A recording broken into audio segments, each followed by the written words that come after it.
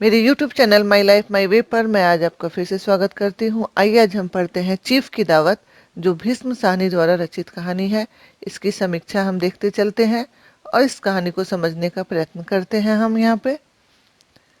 तो प्रगतिशील कहानीकार के रूप में भीष्म साहनी सर्वपरिचित व्यक्तित्व हैं। इनकी कहानियों में वर्गगत भेदभाव, कुंठित मनःस्थिति, अंतर्विरोध, आर्थिक जटिलताएं और जीवन के अनुभवों की कटु अभिव्यक्ति हुई है। इनकी कहानियों का एक निश्चित उद्देश्य होता है और वह है मनुष्य का विषमता के विरोध में किए जा रहे संघर्ष का सही सही वर्णन करना। इनकी कुछ प्रकाशित कहानियां हम देख, जिनमें है अमृतसर आ गया, कटघरे, चीफ की दावत, दहलीज, पटरियां, सफर आदि आदि। इसके अलावा इन्होंने उपन्यास और नाटकों की भी रचना की है। चीफ की दावत कहानी का मुख्य उद्देश्य मध्यम वर्गीय व्यक्ति की अवसरवादिता, उसकी महत्वाकांक्षा में पारिवारिक रिश्ते के विघटन को उजागर करना है। मध्य वर्ग के व्यक्ति की यह सामान्य विशेषता है कि वह उच्च वर्ग में शामिल होने के अवसरों की तलाश में रहता है, चाहे वह स्वयं निम्न वर्ग से मध्य वर्ग में पहुंचा हो। औद्योगिकीकरण के विकास के साथ भारत में मध्य वर्ग का तेजी से विकास हुआ। शिक्षा प्राप्त कर, अच्छी नौकरी पाकर या आजीविका का अन्य साधन पाकर निम्न वर्ग का व्यक्ति मध्य वर्ग में पहुंचकर उच्च वर्ग की संस्तुति के लिए उच्च वर्ग के मुंह की ओर ताकने लगा है। इस कहानी के प्रथम भाग में चीफ की दावत के लिए की जा रही तैयारी का वर्णन है। इसमें श्यामनाथ और उसकी पत्नी लगी है। उन्हें विदेशी चीफ की नजरों में आधुनिक तथा सुसंस्कृत दिखने की अधिक चिंता लगी हुई है और इसी चिंता के कारण वे पूरे घर की सजावट तथा विशेषतः ड्राइंग रूम की सजावट पर विशेष ध्यान देते हैं। प्रत्येक वस्तु को उसके उचित स्थान पर रखने और घर के कूड़े को कहीं छिपाने के लिए दोनों प्रयत्नशील हैं। वे ड्राइंग रूम को एक प्रदर्शनी बनाना चाहते हैं। आधुनिकता और संस्कृति के प्रदर्शन की तैयारी में एक बाधा तब उपस्थित हो गई जब श्यामनाथ का ध्यान अपनी बूढ़ी माँ की ओर गया, जो उसकी नज़रों में प्रदर्शन के योग्य नहीं है और इसीलिए वह चीफ से मिलने के योग्य भी नहीं है। तब बूढ़ी माँ उसके लिए एक फालतू सामान या कूड़े में रूपांतरित हो जाती है। कूड़ा और उसकी माँ में कोई अंतर नहीं रहता। श्यामनाथ अपनी माँ से दुर्व्यवहार करता है। इससे उसके सुसंस्कृत नहीं होने का पता चलता है, बल्कि उसका टुच्चापन, उसकी अवसरवादिता और उसकी क्षुद्रता ही उजागर होती है। कहानी में शुरू में ये भी दिखाया गया है कि जब श्यामनाथ का ध्यान अपनी माँ की ओर गया और उसे लगा कि उसे चीफ की नज़रों से ओझल नहीं किया जा सकता, तो उसने माँ को प्रदर्शन योग्य बनाने का निश्चय कर लिया। पहले माँ को छिपाने की चिंता सता रही थी, अब वह माँ को प्रदर्शन की वस्तु बनाने में लग गया। उसने माँ को बताया कि कैसे वह कुर्सी पर बैठे और कैसे कपड़े पहने। जैसे उसने ड्राइंग रूम और बरामदे में प्रत्येक वस्तु को उचित स्थान पर उचित ढंग से सजा दिया था, वैसे ही माँ को भी सजावट के सामान की तरह उचित स्थान पर उचित ढंग से बिठाने की कोशिश करने लगा। जब चीफ और अन्य अतिथि ड्राइंग रूम में हो तो माँ के लिए उचित स्थान बरामदे में कुर्सी निर्धारित की गई और उसे यह भी बता दिया गया कि वह कुर्सी पर पांव लटका कर बैठे और सोए नहीं, क्योंकि सोने पर उसके खर्राटे दावत में बाधा डाल सकते हैं। श्यामनाथ की एक चारित्रिक विशेषता अपनी झूठी संपन्नता के प्रदर्शन की भी यहाँ पर दिखाई गई है। आधुनिकता और सुसंस्कृति के प्रदर्शन की तरह वह अपनी समृद्धि का भी प्रदर्शन करना चाहता है यहाँ पर। तभी उसने माँ से पूछा कि सोने की चूड़ियाँ कहाँ हैं और उन्हें पहन ले, ताकि अतिथियों को पता लग जाए कि उसकी बूढ़ी माँ हाथों में सोने की चूड़ियाँ पहने हैं। माँ द्वारा यह सूचना पाकर कि सारे जेवर उसकी पढ़ाई में बिक गए, श्यामनाथ तिल मिला जाता है।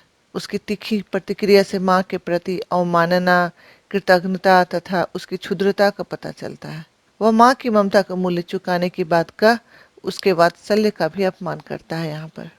यहाँ मध्यवर्गीय व्यक्ति की प्रदर्शन प्रियता, आधुनिकता और सुसंस्कृति का पाखंड, पारिवारिक जीवन मूल्यों का विघटन, बूढ़ों की दुर्दशा आदि आदि समस्याएं श्यामनाथ के क्रियाकलाप के माध्यम से सफलतापूर्वक उद्घाटित की गई हैं। कहानी के दूसरे भाग में चीफ की दावत के समय के वातावरण का कुशल अंकन है। भोजन से पहले शराब का लंबा दौर रात के 10:30 बजे तक चला। श्यामनाथ और उसकी पत्नी का खुशामदपूर्ण व्यवहार परिस्थिति के अनुकूल है। दावत में विदेशी अफसर सबकी दृष्टियों का केंद्र है और उसकी पत्नी सब महिला अतिथियों की आंखों की पुतली बनी हुई है। दावत में सभी स्त्री पुरुष शराब पीते हुए दिखाए गए हैं। यह पश्चिमी सभ्यता का भी सूचक है। इस रंगीन वातावरण से अलग श्यामनाथ की बूढ़ी माँ बरामदे में कुर्सी पर बैठी बैठी थक कर सो गई और खर्राटों की आवाज वातावरण में गूंजने लगी। कहानी के इस भाग में माँ की विभिन्न स्थिति और उसकी व्यवस्था का कुशल वर्णन है। मदिरा पान के लंबे सत्र की समाप्ति के बाद चीफ और अन्य अतिथि भोजन के लिए बरामदे में आए तो चीफ के सामने खर्राटे लेती माँ पड़ गई। श्यामनाथ ने माँ को चीफ का स्वागत करने को कहा तो माँ ने हाथ जोड़ दिए, पर चीफ ने अपना हाथ बढ़ाया तो माँ को आदेश मिला कि वह साहब से हाथ मिलाए। उसने बायां हाथ आगे कर दिया, पर सबके उपहास और कहकाहों का केंद्र बन गई।